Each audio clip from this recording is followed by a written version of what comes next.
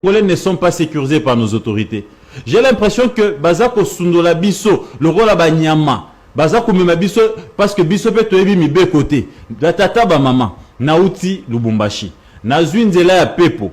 À ma grande surprise, Papa Mbemba, Oaza ministre à transport, a rendu que ça la contrat naïe naba éthiopien, na entreprise aérienne ou babengi Ethiopian Airlines, bazui listing, donc avion en location, ou na Kinshasa. Mais attaque côté au défa ndako, oza locataire. Mais batika kayo tia peinture, ou tia photo no kati ndako, tango motoroya, mon paroya bate oza locataire. Mon parolo bete te aise pas gotier. Lo ba yo bete lende li solo. C'est créé à location ça entre yo na bailleur. Mais ceux qui na kati ndako ozo foutela, photo ya bailleur eza na kati. Nyonso acte nyonso faut se poser, faut bailleur nde a signé, oza lisusu na liberté te, oza sous contrôle, oza en esclavagisme. Le lengi wana nde Mbemba atie biso na makambo ya Air Congo. Pona nini? Po yali na conflit na Congo Airways, ali Congo Airways ebima te, il faut ko étouffer yango et tala contrôle ba ki ko sala. Botala. Nauti Lubumbashi na sombi bien nga bonne du forme, batine nga billet ya nini ya Air Congo, mais botala billet batine nga ba komi Ethiopian Airlines. En complicité na réalisateur nangai, billet eza mentionné Ethiopian Airlines. Nga na milengeli na bité, naza ozwa vol Ethiopian de Lubumbashi, nazonga Kinshasa. Ngai wana na aéroport, na komi na aéroport, na sala ba formalité pour nazwa pepo na ngai Ethiopian na Kinshasa, na koma ba pesi nga boarding pass ya Air Congo. Bota la boarding pass ba pesi nga Air Congo, mais c'est le même vol hein. Le billet est mentionné Ethiopian Airways, mais Go Pass, plutôt boarding pass nangai, ils ont mentionné Air Congo. Na longo wana na formalité, na komi na tarmac, na moni pepo ba décorer ango Air Congo nzoto mobimba, na kota na kati bato équipage eza ba éthiopien et deux congolais. Mais konzina bango baza ba éthiopien. Vol déroulé biso eza vol national. Et c'est la langue nationale na biso. C'est vrai, tous en a 4 langues nationales. Mais les autres vols, Congo Airways, Congo Air Zaï, c'est une façon aussi de revaloriser ou de valoriser nos langues. Parce que l'Ingala traverse toutes nos provinces. Mais, bazo en français, bazo en anglais, aucune langue nationale est manakati, alors que c'est un vol national. Loué par des Congolais. Siko, Nangunga wana, na souhaité en moté. So il kame komaki. Famille nanga. Et que nous se plaindre na Ethiopian, ton na Air Congo. Sur le plan des droits, j'étais dans quel vol? Ça ne se justifie pas. Parce que, ben mona, na maboko, na boarding pass à Air Congo, mais na côté msusu, na billet ya Ethiopian Airlines. Maintenant, à ce moment-là, famille nanga qui réclame ngai, l'entreprise nini. Sur le plan des droits, c'est une faute grave. Monsieur le ministre VPM Jean-Pierre Mbemba, ça doit se réparer. Soit c'est Ethiopian qui fait tout. Plutôt boarding pass, nyonso, ils ont la combo éthiopienne, billet, ils ont la combo éthiopienne. Alors on sait que c'est Éthiopien qui nous prend en charge et on voyage dans compte, il y a Éthiopien. Mais quand il y a cette cacophonie, d'un côté Air Congo, de l'autre côté Éthiopien Air Congo, en cas d'incident, tu ne se plaindre dans Air Congo, tu es Éthiopien. Parce que tu as go pass, plutôt na boarding pass, babitin, il a ça billet, babitin qui est dans Éthiopien. Aucun Éthiopien, c'était boarding pass na yo, aux agap, tu es bon, ça va zigzag et on ne saura pas faire une réclamation exacte. Donc il est important que sur les plans des droits, qu'on puisse sécuriser les passagers, que nous les Congolais qui prenons ces vols, tu sais réellement quel est le vol qui nous prend en charge. Moi, cacophonie oyo, ils ont causé problème, ils ont favorisé plutôt soit Éthiopien, soit Air Congo en cas d'incident ou d'accident. Parce qu'on ne saura pas auprès de qui aller se plaindre. Bagage Pekobunga. Non, réclamons pas. Voilà. Salutations le plus fraternel à tous les amis de la MAT. Salutations le plus fraternel à tous les sympathisants de la MAT. Bienvenue encore une fois de plus dans la MAT officielle. Merci à tous les amis qui se sont abonnés dans la MAT officielle. Merci à vous. Merci de vous savoir si nombreux au son de ma voix. Espérons que nous allons passer un très bon moment de télé. Ensemble avec vous, déjà, nous allons partager. Nous allons essayer de nous entretenir autour de questions, voilà, donc en République démocratique ou à démocratiser si vous voulez. Voilà, au jour le jour, Il ne manque jamais de problèmes. Donc, ensemble avec vous, les amis, nous allons essayer de nous entretenir. Voilà. Et comme d'hab, hein, nous allons poser les problèmes et permettre, n'est-ce pas, à tout un chacun de nous de tirer sa propre conclusion. Voilà. D'accord. Donc, bien aimé, rapidement, vous venez de suivre l'intervention du journaliste Gauthier Sey. Gauthier Sey qui a parlé, Gauthier Sey qui a essayé de nous faire comprendre ce qui lui est arrivé. Hein. Voilà. D'accord. Donc, étant un observateur de la société, il a pu comprendre certaines réalités. Il était à Lubumbashi, vous avez suivi la vidéo, Gauthier Sey qui relate, ok? Mais nous allons, rapidement nous allons parler.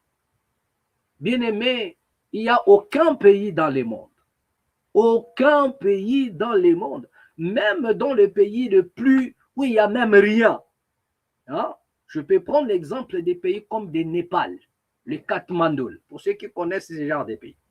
Ce sont des pays où, donc, vraiment, on dira même que c'est comme si c'était le désert. Où même toute la population, ils peuvent même sortir et ne plus revenir. Même dans des pays comme le Katmandou, vous ne verrez jamais, sur le plan administratif, le désordre,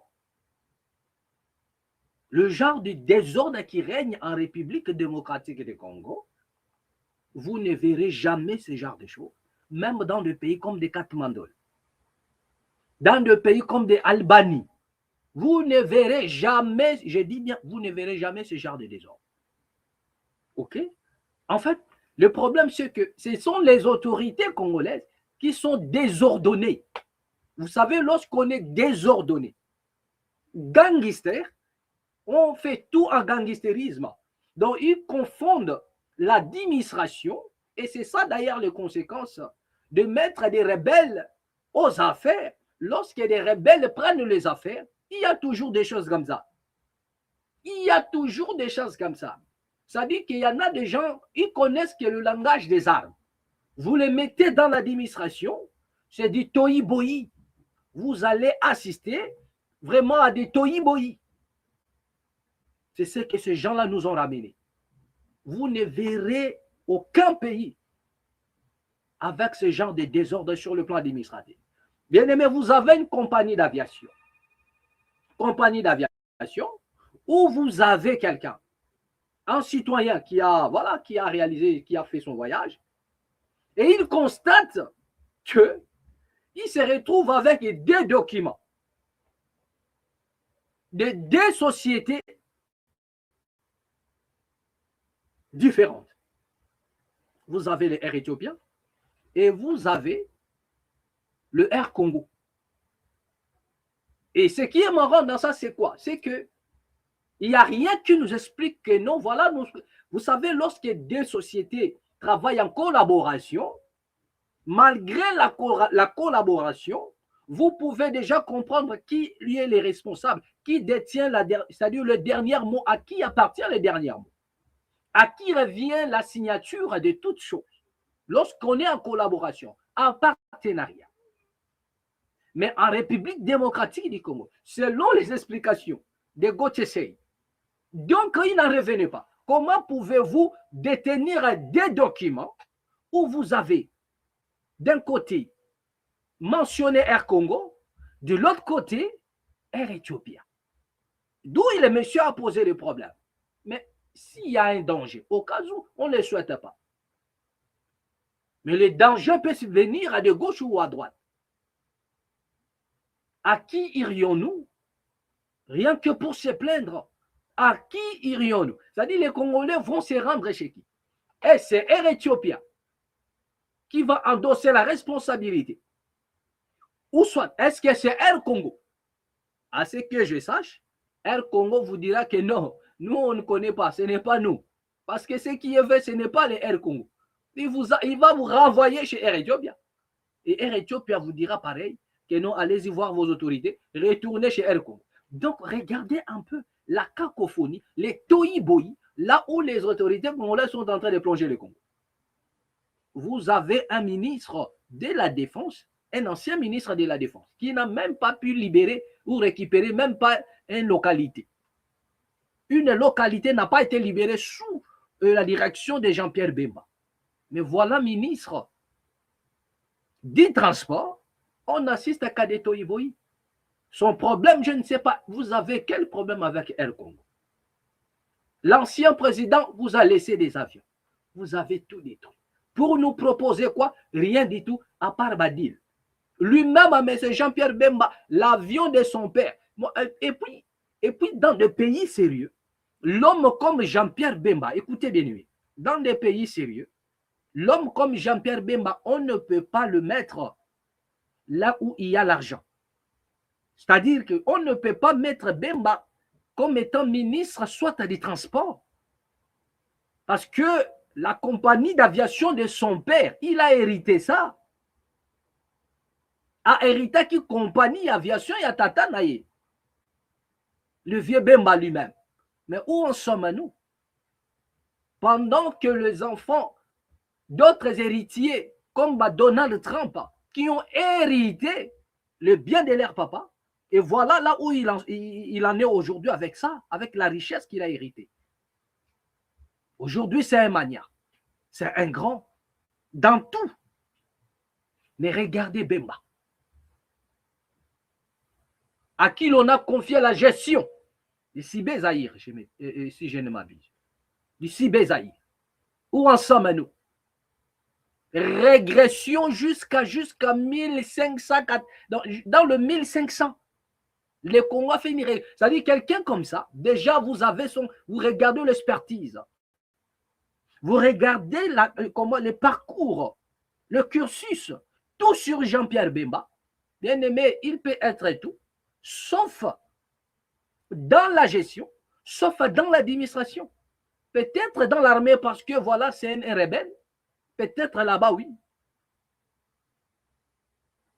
Peut-être là-bas, oui.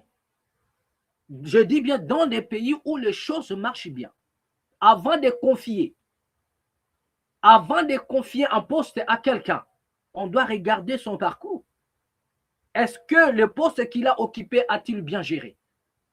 Est-ce que le poste qu'il a occupé a-t-il bien géré? Bemba a détruit l'héritage de son père. Bemba a détruit Sibé Zahir. Bemba était ministre de la Défense, il n'a même pas récupéré une localité.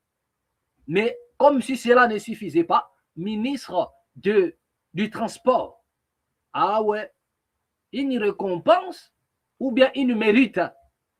Tout ça pour que l'homme puisse se refaire une santé financière. Voilà là où nous en sommes. Vous avez des plagiats comme ça et on se pose la question, est-ce que le Congo c'est la jungle? Non, le Congo n'est pas la jungle. Mais nous avons des personnes qui ont la jungle dans leur matière, à la place de la matière grise, ils ont la jungle. Ils ont la jungle. Et ça donne ce genre de résultats. Où vous avez dans une compagnie d'aviation, où vous avez des documents, on ne sait pas Air Congo, même si vous êtes en partenariat. C'est soit Air Congo a loué l'avion, Air Congo peut louer les avions de Air Ethiopia, mais on ne peut pas voir des documents mentionnant encore les Air Ethiopia à l'intérieur. Parce que les Air Ethiopia ne nous a donné que des avions. On loue les avions. Voilà, vous avez vu l'exemple de Gauthier Sey qui vous a dit, lorsque vous louez une maison, on ne peut plus trouver les photos du bailleur dans cette maison. Non. Les photos des propriétaires dans la maison, dans la chambre et tout, non. La maison est pour vous. Le contrat est là. La maison, c'est vous. Vous pouvez même dire aux propriétaires de sortir dehors parce que vous avez un contrat. Donc, nous avons un contrat avec les Air Éthiopiens. Air Éthiopien vous donne des avions. Mais il est hors de question que nous puissions trouver des documents mentionnant encore les Air Éthiopiens. Donc, on ne connaît pas. Est-ce que c'est Air Éthiopien qui pilote les choses, qui contrôle notre compagnie d'aviation ou bien notre compagnie d'aviation est en partenariat à louer les avions Air Éthiopien? Personne n'arrive à comprendre. Et tellement ce sont des gangsters. On peut parler matin, midi et soir. Ils s'en foutent éperdument. Vraiment éperdument, ils s'en foutent. Ils s'en foutent éperdument. Parler matin, midi, soir, ce n'est pas leur affaire. Les chiens à bois, c'est ça qu'ils vous diront. Les chiens à bois, la caravane passe. Mais cette caravane qui passe, le chien qui aboie, peut-être c'est pour vous alerter le danger qui est devant. Ah oui, le chien aboie, la caravane passe. Ah, ok, vous pouvez passer. Mais peut-être c'est pour vous alerter que devant, ce n'est pas bon. Mais comme c'est le chien, vous avez négligé. Mais ce qui va vous arriver, vous vous souviendrez de ce chien-là. Donc voilà le travail que nous sommes en train de faire. Nous sonnons de la trompette avant que cela ne soit trop tard. Le pays est en train de chavirer. Les gens qui sont censés sauver cette nation la détruisent à nouveau. Et vous continuez à les acclamer. Nous avons déjà tracé le schéma. Nous avons dit aux Congolais, la révolution ou rien. Qui est la révolution qui peut changer toute chose en République démocratique du Congo. Ah ouais, ceux qui vivent ailleurs, ils connaissent. Mais le pauvre citoyen qui ne connaissent rien du tout, qui sont là bloqués, pris en otage, bah mon agneau c'est les bien, alors que tout va mal. Administrativement parlant, des choses pareilles ne se font jamais. Et ça se passe comment et où? Ce sont des ministres qui les font. C'est au Congo que vous allez trouver un ministre prendre le sens interdit. Sens interdit, hein, à Ziango. Citez-moi un pays dans le monde où vous avez vu les autorités, je dis bien les autorités, prendre le sens interdit. Le sens interdit.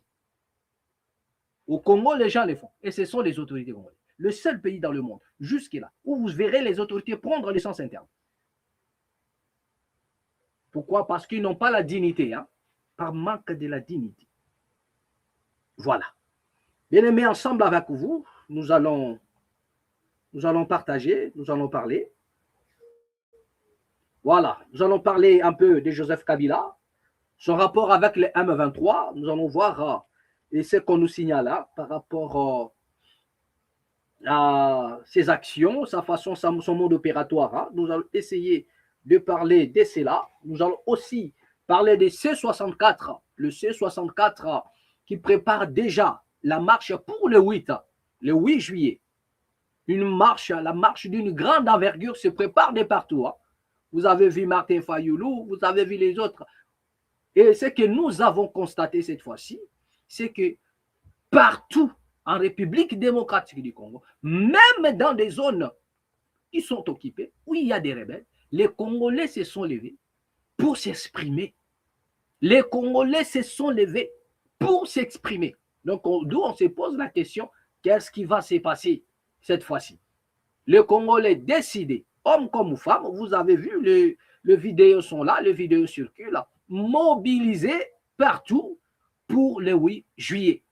Le 8 juillet, ils vont tous se rendre vers le palais de la nation. Le but, c'est de lancer un message fort au monde entier et de dire au président Tshisekedi, le président actuel, qu'il a trahi. Il a trahi la nation, il doit démissionner. Voilà leur démarche, voilà ce qu'ils sont en train de nous présenter. Voilà, sans plus tarder, regardez un peu cette image et puis revenons juste après et pour discuter tous ensemble. Regardons. De la coalition article 64 Kisangani. Nous, partis politiques de l'opposition, organisations et forces sociales, ainsi que le mouvement citoyen, signataire de la présente déclaration.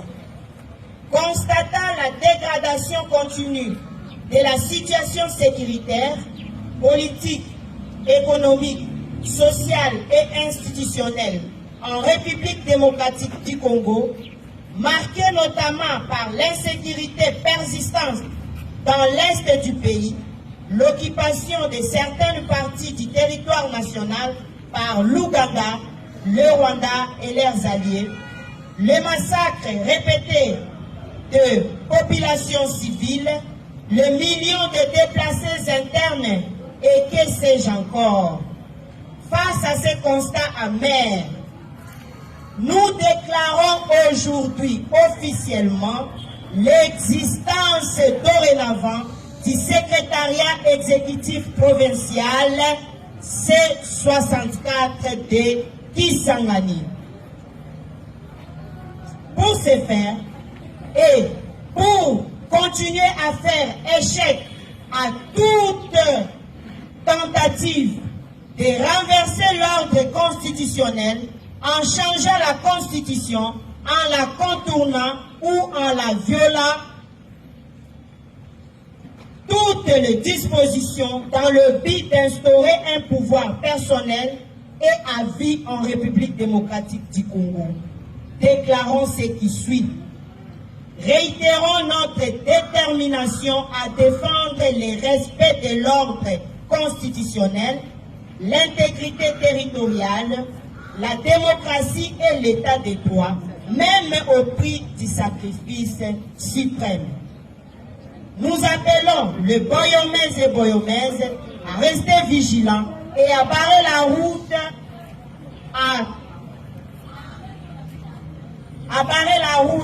aux ennemis de la République démocratique du Congo qui ont tendance à changer notre constitution qui est bel et bien adaptée à la réalité congolaise. En changeant la constitution, il y a risque de balkanisation. Le changement de la constitution pour l'instant n'est ni une urgence pour les Congolais.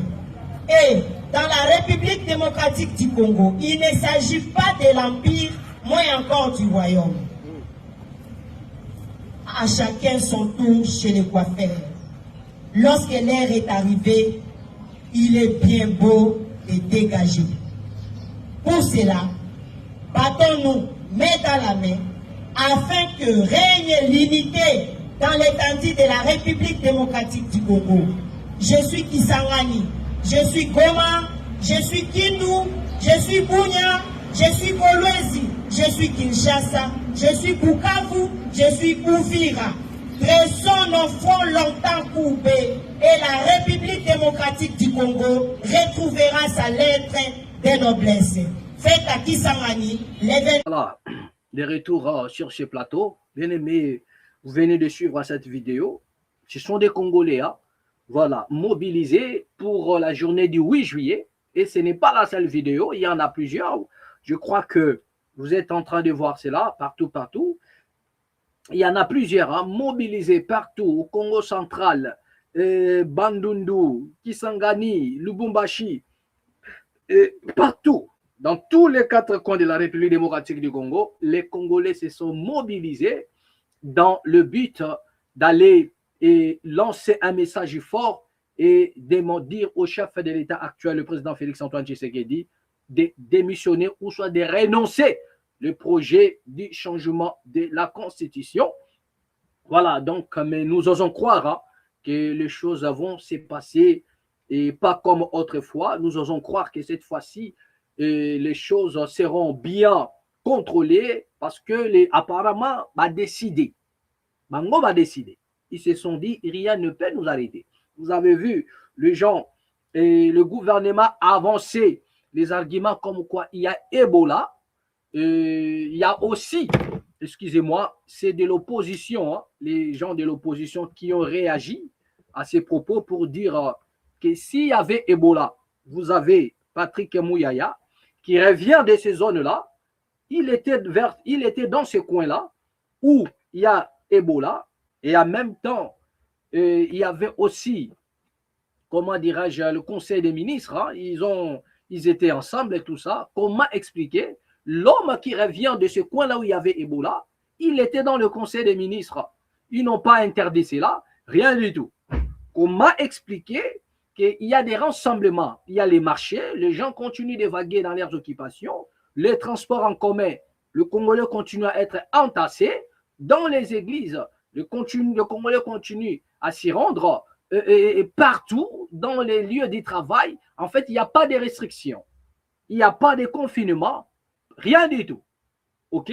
Voilà, d'accord. Donc, les opposants, C64, se sont dit que ça, c'est purement politique. Cette décision est purement politique, selon le C64, pour une simple raison, c'est qu'il n'y a pas eu de restrictions, pas d'interdiction. Il y a toujours des rassemblements de masse, il y en a des concerts qui se jouent en plein air, il y a des Congolais qui sont entassés dans des boîtes de nuit, dans des bars, dans des églises, dans des transports en commun. Ils sont toujours entassés. Il y a eu conseil des ministres, ils étaient tous ensemble. Il y a parlement, il y a, je ne sais pas s'il y a, il y a des députés qui se réunissent. Il n'y a pas de mesures, voilà, il n'y a pas de restrictions jusque-là. Donc, il est hors de question que l'on puisse les interdire de marcher, de manifester pacifiquement le 8 juillet. Ça, c'est la déclaration des opposants, voilà, coalisés dans les C64. Voilà, d'accord. Donc, nous osons croire que le 8 juillet, les choses vont bien se passer. Voilà, donc le pouvoir en place prendra toutes les mesures possibles pour éviter des escalades. Moi, je crois aussi que la force dite et soi-disant la force du progrès que j'appelle moi la force de la régression, parce que ça, ce n'est pas la force du progrès. Cette milice de l'UDPS, ce qui est déjà connu de tous, qu'on appelle la force du progrès. Moi, j'appelle, c'est la force de la régression. Parce qu'au fur et à mesure, ils vont commettre des bavures, ils vont affaiblir les pouvoirs du chef de l'État. Aujourd'hui, le monde en parle. Vous avez vu Augustin Kabouya aller porter plainte contre le soi-disant force du progrès, que j'appelle ici la force des régressions. Si Kabouya a porté plainte, c'est parce que les choses ont pris une autre tournure. Les instances internationales sont déjà saisies, ils sont au courant, ils voient. Et pour contourner toutes ces choses-là, Augustin Kabouya obligé de porter plainte contre la force de la régression. Nous avons essayé d'expliquer cela autrefois pour vous dire comment est-ce que les choses peuvent se passer. Okay? Comment identifier tous ces gens-là. Nous avons dit que si l'IDPS ne délivrait pas les cartes nationales, les cartes à ses partisans, ce n'est pas parce qu'ils sont dans l'anarchie, non, mais c'est une stratégie pour ne pas identifier au cas où il y aurait des bavures. Donc, c'est une façon, c'est une mode opératoire. Nous avons essayé d'expliquer ça. Okay? Et en parlant de ces forces de progrès et forces de régression, regardez ce qu'ils ont pu faire à Merveille-Vouvou. Regardez cette vidéo et revenons juste après. Regardons. Alors, cette nuit, nous allons accompagner mon amboka Merveille-Vouvou pour un rendez-vous politique quelque part dans la ville de Kinshasa. Subitement, après ce rendez-vous, au retour, Tokutani n'a pas force du progrès. Bisika mon amboka vous Merveille-Vouvou abandai ko gari ki mutu kanae. J'aime la force du progrès, tellement mon qui est place à Kotaki, monier, lobby, na retour, il devrait payer l'argent pour la parking. Totika ki mutuka ni na lupanga mutu ni la surveillance ya mutu. Totika ki mutuka na balabala parce qu'il avait rendez-vous. Et subitement, tant que toko bima po toko na mutuka chauffeur a démarré mutuka force du progrès bazo senga ba futa bango mbongo pour na parking. Ezali nzela ya l'état, balabala ya l'état, mais bango bako senga mbongo ya parking. Alors altercation et salami wana parce qu'il fallait quand même s'opposer. To yebi sur la force du progrès ba senga ka ba taxe, ba futi sa ka ba taxe la ville à Kinshasa. Nous nous sommes opposés, nous n'étions qu'à deux. Alors en s'opposant, ba force du progrès ba bandi ko menacer ba lobby, mais là vous mutafinga ka chef de l'état yeyo to zuyo. To ko sila nanayo. Et voilà, il a été agressé, tabassé, chemise déchirée, cinglé déchiré, comme vous êtes en train de voir. Dieu merci, nous nous sommes battus et j'ai pu quand même le récupérer entre les mains de la force du progrès. Les tokomina inda kusikoyo. Moi namboka Merveille-Vouvou, bakongomani bakolanda yo, lilo banayo. Bon, regarde que ce n'est pas ces illettrés de la force du progrès en faisant ça qu'ils vont nous faire payer. J'appelle plutôt les Congolais le 8, tous dans la rue, mais je prends un témoin, Jacques Menchibani, Daniel Bumba, tous les ministres qui ont laissé les kermesses, parce que j'étais en face du terrain municipal où il y a une kermesse. Et bango, le roi a besoin municipal, donc les kermesses n'a pas tenu à force du progrès avec des étiquettes, il y a vu la Kinshasa. Donc cela suppose Jacques Menchaba, Daniel Bumba, Jésus Noël Chek, Bob Amiso, ils les ont autorisés. Et dans mon lobby, nous avons critiqué le président, nous avons Daniel Bumba. Donc moi j'attends, si rien n'est fait, moi je vais rentrer dans la même place. Non, c'est là les 8 cités. Moi je vais mobiliser les Congolais toujours dans la même place. Si nous allons mourir avant le 8, nous allons mourir là, devant ces terrains municipaux. Et je mets en garde le procureur Firmin Vondi, parce que c'est auprès de lui qu'une plainte a été déposée. Et cette aventure de faire semblant, un juriste au côté comme politique, vous savez quoi, vous gérez tout.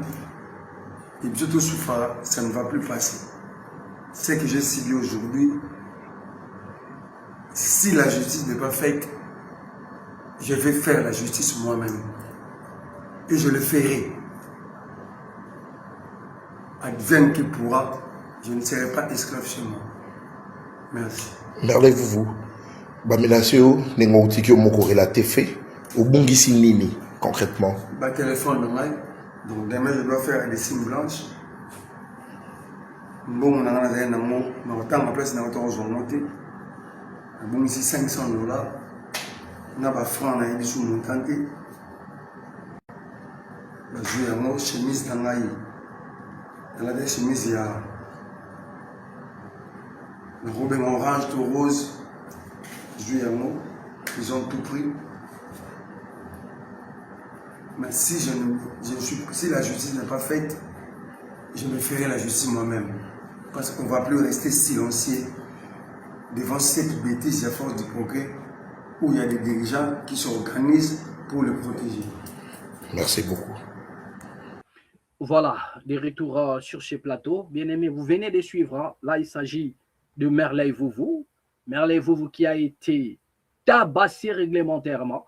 Tabassé, voilà. Donc, il est passé à tabac entre les mains de ce que j'appelle la force des régressions. Je n'ai pas loin qu'hier. Vous avez vu les interpellations, comment Daniel Bumba, le gouverneur de la ville de Kinshasa, les avait invités, il les a reçus. Et nous vous avons montré le vidéo comme quoi le même force des régressions ont dépouillé, ok, et des journalistes qui ont passé à tabac, qui ont encaissé, chargé des coups par ces soi-disant forces du progrès. Et aujourd'hui, c'est Merley Vouvou, ok, avant les rendez-vous de ce 64, ce Merley Vouvou, stoppé par la force de la régression. Le but, c'était quoi? Il doit payer le parking. Vous avez vu, autrefois, nous avons expliqué tout ça. OK? Voilà. Donc, ils ont pris confiance en eux et ils sont là. Ils font tout ce dont ils ont besoin de faire.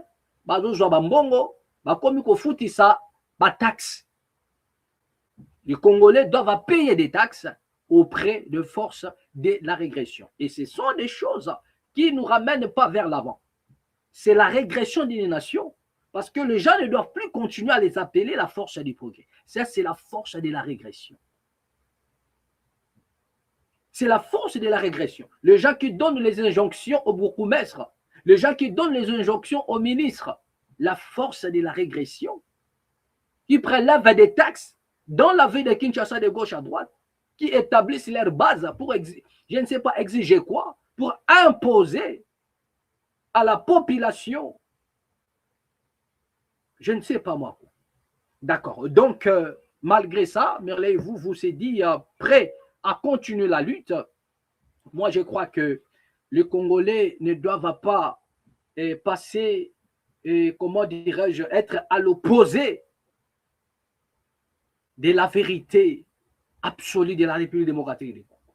Les Congolais ne doivent pas être à l'opposé. Attaquer votre frère Merley, c'est être à l'opposé. Parce que ceux qui veulent voir le Congo dans la destruction, lorsque bazo mona magamba boye, bazo seka bavandi kimia. Et la plupart de ces gens-là, ils sont dans le chômage. Ce sont des pères de famille, mais qui n'ont pas de fiches de paie, qui ne connaissent pas ce que c'est une fiche de paie, qui n'ont pas du boulot. Ils sont sous les bois, du matin au soir. Donc, on les utilise. Le pouvoir en place les utilise pendant qu'ils s'enrichissent. Problème. Ils n'ont pas de boulot. Parce qu'une personne qui n'a pas de boulot, il devient un danger dans des pays comme la République démocratique du Congo.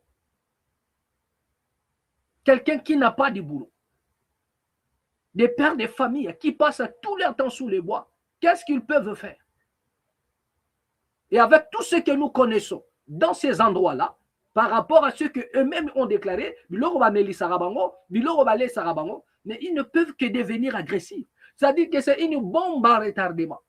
Mais quelqu'un qui travaille, il n'a pas le temps. Il sort le matin, il va au boulot. Même Bachayer, ceux qui vendent au marché, il n'a pas le temps. Croyez que quelqu'un qui vend au marché, qui a des bouches à nourrir, qui prend soin bien de sa famille, est-ce qu'il a le temps d'être du progrès, je ne sais pas moi quoi? Il a le temps d'aller bosser, le temps d'aller chercher pour revenir le soir. Étant fatigué, il va se reposer parce que demain encore, il doit ressortir à même peut-être à 4 heures ou 5 heures. Mais regardez tous ces gens-là que eux-mêmes appellent des badauds et même ils les appellent des badauds, des voyous. Ils sont là.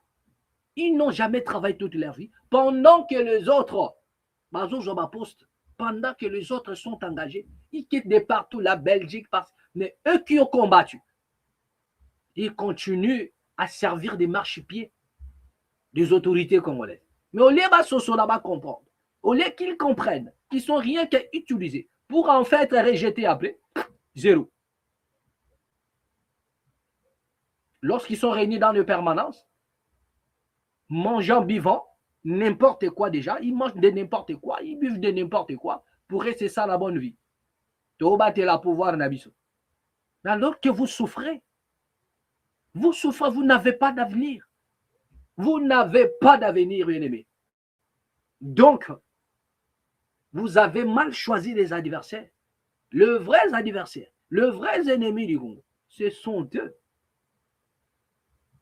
Ce sont eux. Et on vous manipule pour faire du mal à vos propres frères. Pendant ce temps-là, ils sont tranquilles.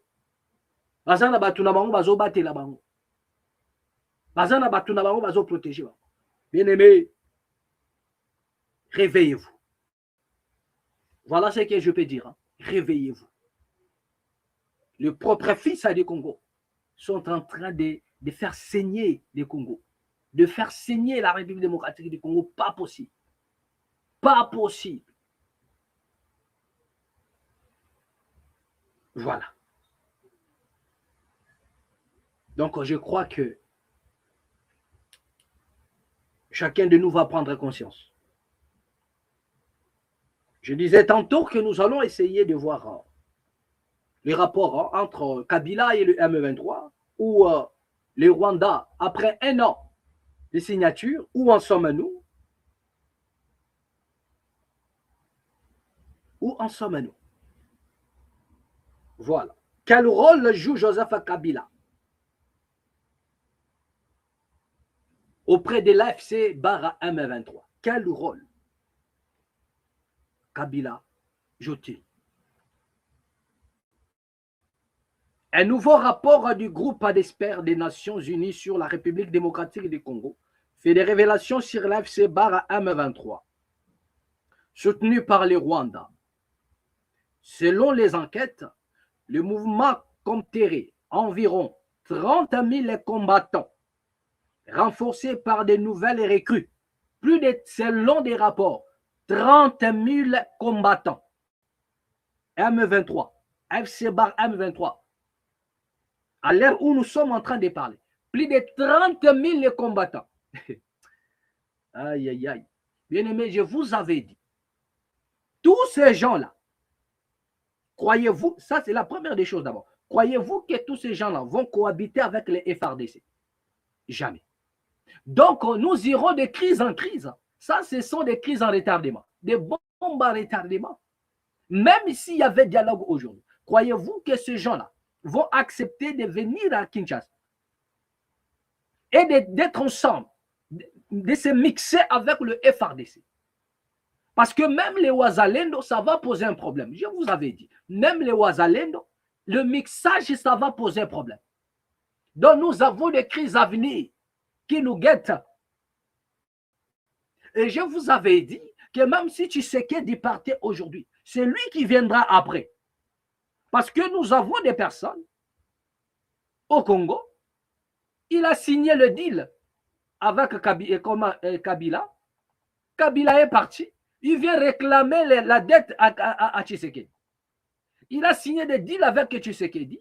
Tshisekedi est parti. Il va réclamer des dettes à celui qui vient. Vous avez des groupes rebelles jusqu'à aujourd'hui qui maltraitent, qui tuent les Congolais. Vous vous posez la question, quelles sont les revendications? Bazo Lukanini, le but c'est quoi? En fait, vous n'avez aucune réponse, mais vous allez vous rendre compte. C'est juste pour remplacer les populations, remplacer les Congolais par d'autres, éliminer les Congolais, tout simplement. Vous avez des ADF, et comment des ADF Nalou, vous avez comment dirais-je, des Tirouanero, il y a plus de 120 groupes armés. Vous posez la question, tous ces rebelles-là, leur but c'est quoi? Quelles sont les revendications? Balinginini. Balinginini. Chacun viendra vous dire, oh, la gestion, la gestion. Il y en a ceux-là qui créent des deals avec des pouvoirs en place. Il y en a ceux-là qui ne veulent pas et qui créent aussi, qui ne veulent pas, on ne veut pas le faire entrer dans le deal, obligé d'aller faire des rébellions, obligé d'aller tuer, massacrer la population. Tout ça pourquoi? Parce qu'ils ne sont pas invités dans le deal. Nanani, nanana. Attendez. 30 000. Ces gens-là, ils ne sont pas là pour être la dernière roue de la charrue. Non. Ils ne seront pas la dernière roue de la charrue. Non, non. Ils ne le seront pas. Mais qu'est-ce qui va se passer dans la suite des temps? Bien aimés, nous poursuivons. Environ 30 000 combattants, renforcés par des nouvelles recrues, dont d'anciens militaires congolais. Des anciens militaires congolais.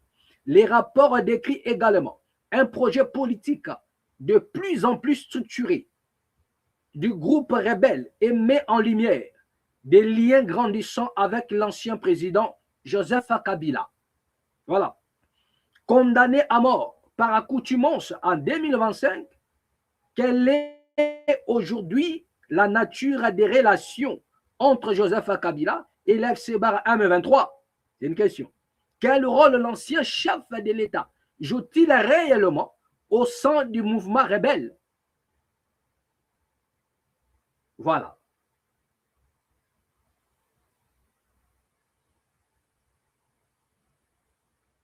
Alors, sur le même rapport, sur le même sujet, dans l'Est de la République démocratique du Congo, un rapport de l'ONU évalue les effectifs de l'AFC Bar M23 et ses liens croissants avec Joseph Kabila.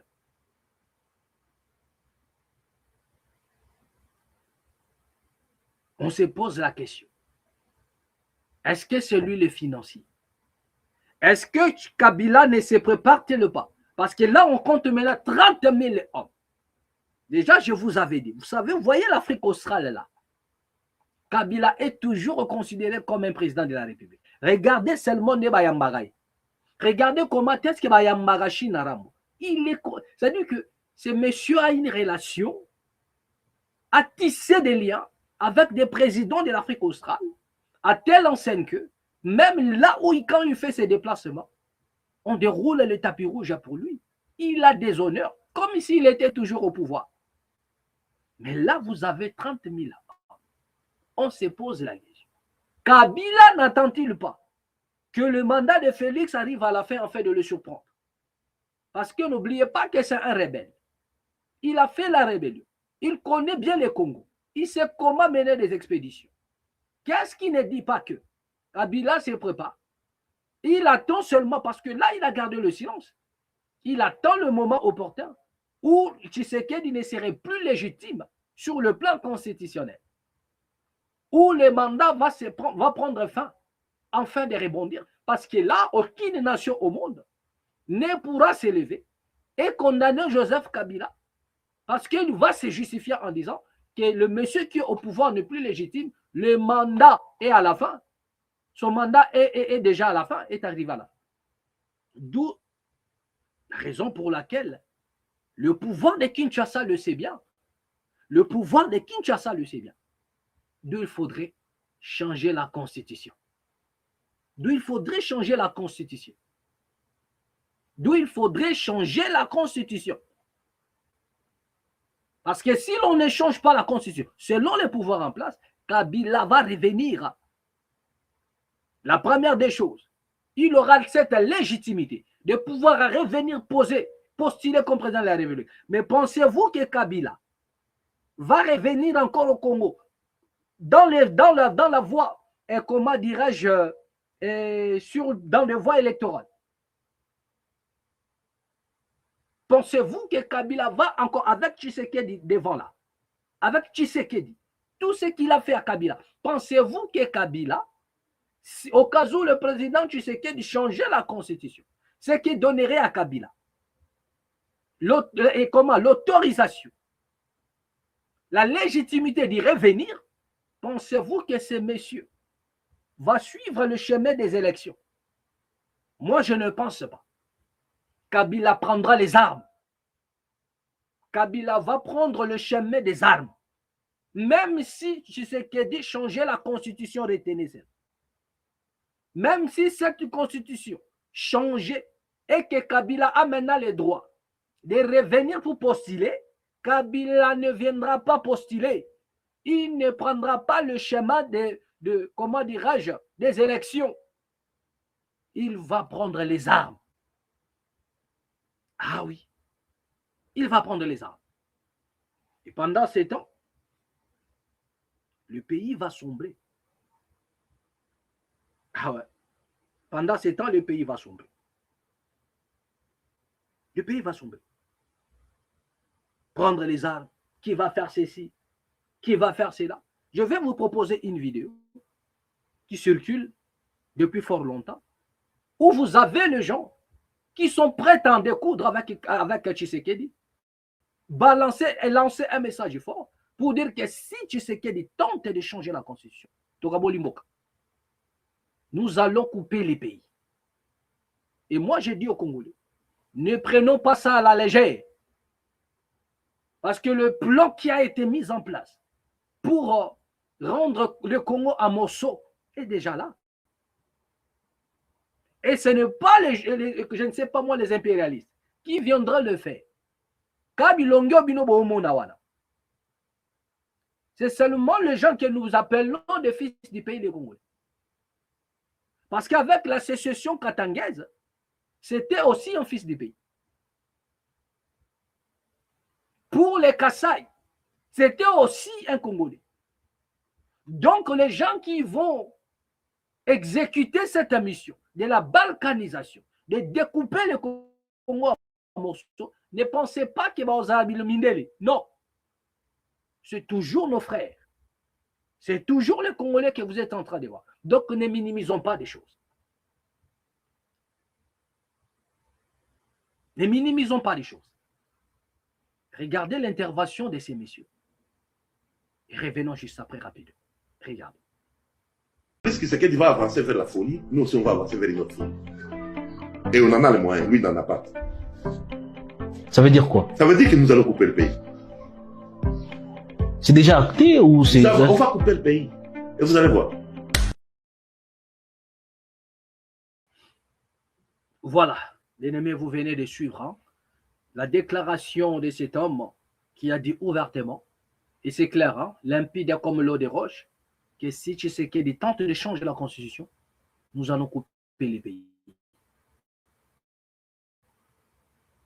Il y avait, je me souviens d'un homme qui avait dit, nous allons paralyser ces pays.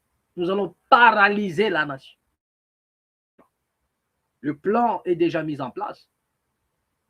Et laissez-moi vous dire que les exécutants sont là. C'est pourquoi j'avais dit aux Congolais, sortez des milliers. Vous qui avez encore l'amour de cette nation, vous qui vous manifestez et lancez un message fort. Ne soyez pas derrière des pseudo-politiciens. Tshisekedi, je vous rappelle sa parole. Il a dit, prenez-vous en charge. Tshisekedi ne nous a pas laissé entre les mains d'un pseudo-politique. C'est-à-dire, ils les connaissaient tous, je vous ai toujours dit ça. Ils ne sont pas sérieux. Ce ne sont pas des gens à qui on voudrait faire confiance. Non. Tshisekedi a dit, prenez-vous en charge. C'est-à-dire, ne comptez pas sur un pseudo-politicien. Décidez vous-même de votre propre destin. Nous les avons confiés le destin du Congo. Ils ont bafoué. Qu'est-ce qu'ils en ont fait? Rien du tout. Ils ont détruit. Et maintenant, c'est la réappropriation. C'est la population qui doit donner les tempos. Et c'est au travers de la révolution. La révolution. Voilà les tempos du changement en République démocratique du Congo. La révolution. Je crois que vous avez déjà l'astuce. Bien aimé, rapidement, aujourd'hui, nous serons plus rapides. Nous allons parler du Rwanda. Je vous avais dit que le rapport entre les deux pays, le Rwanda et la RDC, où en sommes-nous jusque-là? Un an après les accords, tout et tout, il se passe toujours des problèmes. Nous allons lire quelque chose pour vous. La République démocratique du Congo et le Rwanda, les deux parties doivent mettre en œuvre ces obligations comme l'exigent les accords de Washington. Le ministre rwandais des Affaires étrangères, Olivier Nduhungirehe, est l'invité de la rédaction la semaine dernière. Kigali et Kinshasa ont tenu à Londres la 6e réunion de leur comité conjoint de suivre de l'accord de paix. Les deux pays s'y sont engagés à désamorcer les tensions, notamment autour des Minembwe, et à élargir les mandats du mécanisme de vérification du cessez-le-feu. Mais cet engagement intervient alors que Washington multiplie les sanctions contre les responsables et des entreprises rwandaises, accusées de complicité dans les trafics de l'or et du coltan, issus des zones contrôlées par l'FCBAR M23 devant les conseils. Voilà, devant les conseils de sécurité. L'émissaire américain Massa Boulos a lui-même mis en cause le respect des engagements de Kigali. Le Rwanda maintient-il sa version des faits face à ces accusations convergentes? Olivier Nduhungirehe répond aux questions des patients. Voilà. Écoutez maintenant la réaction. On a suivi notamment au cours de la dernière réunion du Conseil de sécurité des Nations Unies, Massa Boulos, qui a déclaré que la RDC n'avait pas neutralisé les FDLR. Et que le Rwanda n'avait pas retiré ses forces de défense ni cessé son soutien au M23. Que répondez-vous justement au médiateur? Olivier Nduhungirehe, voilà, comprenez mon émotion. Il a répondu en disant, ça c'est le ministre des Affaires étrangères rwandais, il répond, il faut prendre ces déclarations en combinaison avec la déclaration du secrétaire d'État Marco Rubio le 5 juin, lors de l'audition à la Chambre des représentants. Il avait dit que le Rwanda est en train de mettre en œuvre ses engagements, même si ce n'est pas suffisant. Voilà, c'est ce qu'il avait dit. Mais il n'a rien dit sur la République démocratique du Congo. Mais le problème, c'est que les engagements de la République démocratique du Congo font aussi partie intégrante des accords de Washington. Voilà. Et jusqu'à présent, il n'y a pas le moindre commencement d'exécution de ces engagements. Voilà. Le problème qui est présent, c'est que l'accord ADP est un accord qui a été signé par des parties avec des obligations des engagements sécuritaires.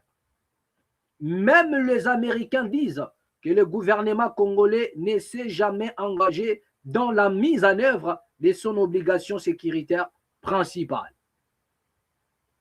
Voilà.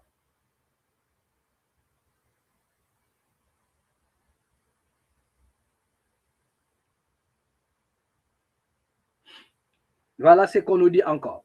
L'accusation contre le Congo est là. Le Congo n'a pas neutralisé les FDLR. Les FDLR sont localisés sur le territoire congolais. Ça, c'est le ministre de l'Intérieur qui continue à parler. Les FDLR sont localisés sur le territoire congolais. Les FDLR, on les retrouve notamment à Walikale. Les FDLR ont dit qu'ils ne vont pas désarmer. Ça, c'est factuel. Pourquoi vous ne quittez pas le territoire congolais comme le dit Massa Boulos? Est-ce que vous pensez que l'accord de Washington est un accord unilatéral qui ne regarde que le seul Rwanda?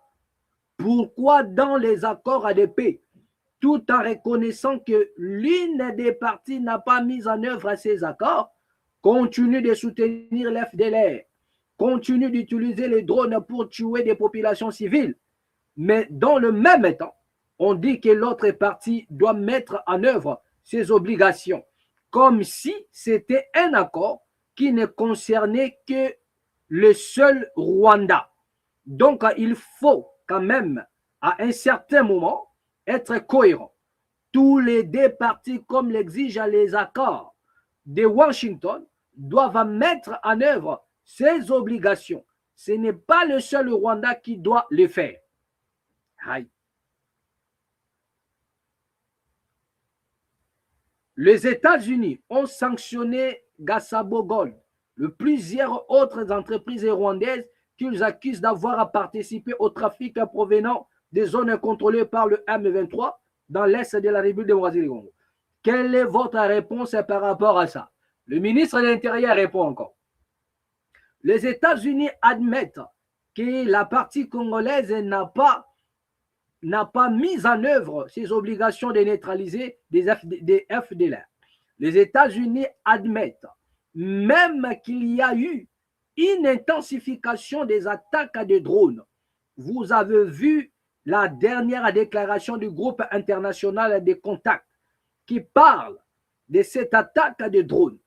Mais lorsqu'il s'agit des sanctions, il n'y a que le Rwanda qui est sanctionné.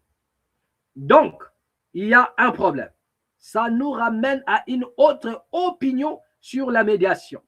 Nous sommes dessus par la partialité de cette médiation, la partialité de plus en plus flagrante, de plus en plus criante, où malgré les preuves sur le terrain, malgré les éléments que nous avons fournis aux Américains depuis l'année passée, quasiment chaque jour sur les violations quotidiennes de Kinshasa dans l'application de l'accord de paix. Mais à la fin, il n'y a que le Rwanda qui est sanctionné. C'est un problème. Aïe, aïe, aïe. Bien aimé, on peut continuer à vous lire ce qu'a été l'intervention du ministre de l'Intérieur rwandais par rapport à des questions face à cet accord du... Moi, je vous avais dit ici, là, je dois m'arrêter là. Il n'y a pas besoin de côté. Je vous avais dit que cet accord-là, l'accord, c'est pourquoi je n'ai pas encore enlevé ça. Nous avons laissé ça circuler dans le banc d'annonce. L'accord du 4 décembre à Washington. Bien aimé, vous vous souviendrez de cette date-là. Il ne faudrait pas qu'un Congolais oublie la date du 4 décembre 2025 à Washington. C'est une date où les autorités congolaises, de leur propre gré, ils se sont levés sans le consentement de la population. Ils sont allés engager la République démocratique du Congo, c'est-à-dire hypothéquer l'avenir de la République démocratique du Congo sans nous consulter. Cette date-là, il y a eu des accords. Et voilà maintenant, bien aimé, nous connaissons ce qui se passe entre Donald Trump et le pouvoir de Kinshasa. Donald Trump, après avoir dit tout ce qu'il a dit pour divulguer les secrets comme quoi les Congolais sont venus me chercher en me proposant des richesses pour les aider. Mais laissez-moi vous dire que même après le départ de Donald Trump, parce qu'il va partir, il partira. Après son départ, c'est lui qui va venir après. Il va ramener le Congo et le Rwanda dans le respect de ces accords-là. Ah oui, peut-être il y a deal, parce que le Rwanda pour eux, donc les États-Unis a tourné la casquette. Là où il faudrait sanctionner aussi les Congo, il n'y a que le Rwanda qui est sanctionné. Alors qu'il y a des accords, c'est-à-dire leur problème, c'est brandir comme accord. Les Congolais ont signé comme quoi ils doivent neutraliser des FDLR. Et après, le Rwanda va enlever ses militaires de la République démocratique du Congo. Nous avons dit qu'on nous demande d'arrêter les vents et vous acceptez.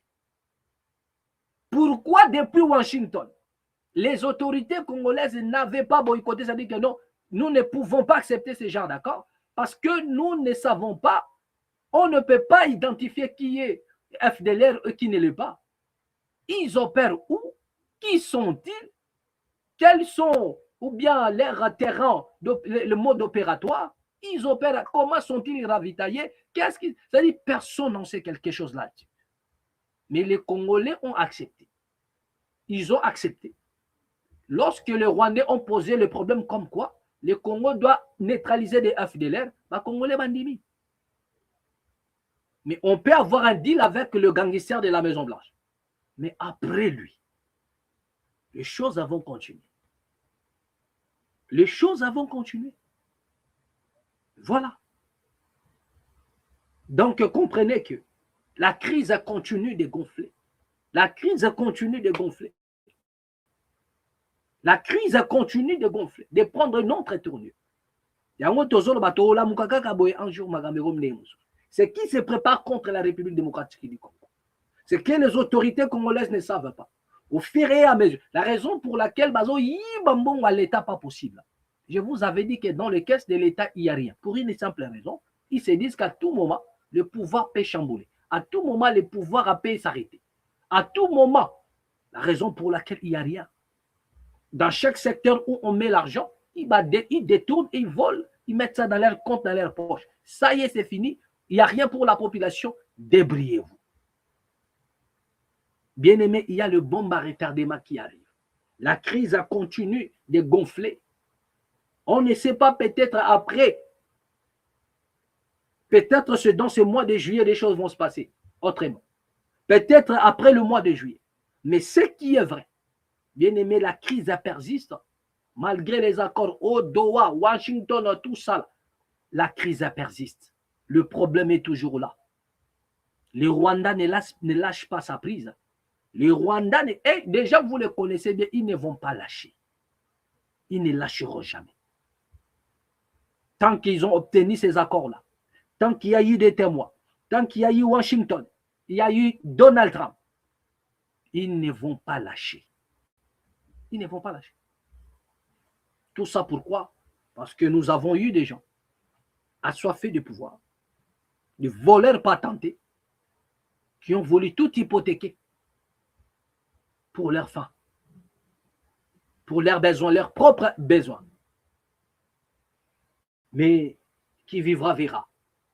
Les Congolais qui sont dupes aujourd'hui, mais demain ils ne seront plus dupes. J'ai l'habitude de le dire que les Congolais sortiront de leur tombeau.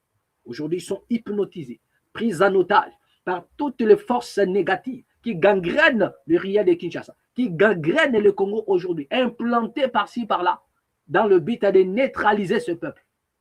Mais un jour, il suffit pour que ce peuple s'élève. Et ils s'élèveront. Et quand ils s'élèveront, personne ne pourra les arrêter. Et ce jour va venir. Et il vient bientôt. Voilà. Bien aimés, nous allons mettre un point final. Merci à tous les amis qui nous ont suivis. Vous étiez nombreux à nous suivre de près ou de loin. Mettez des j'aime, mettez des cœurs. Et surtout, n'oubliez pas de vous abonner. ici dans la mat officielle. Voilà, portez-vous bien. Quant à ceux qui sont du côté de l'Hexagone, il s'annonce encore une grande canicule. Vous avez intérêt à vous protéger, à protéger vos enfants. Voilà, à vous abreuver à chaque instant. Voilà, donc consommez de l'eau à tout moment. Prenez beaucoup d'eau, c'est aussi important pendant ces temps. Et soyez toujours prudents, vigilants à l'abri, les enfants, protégez les enfants.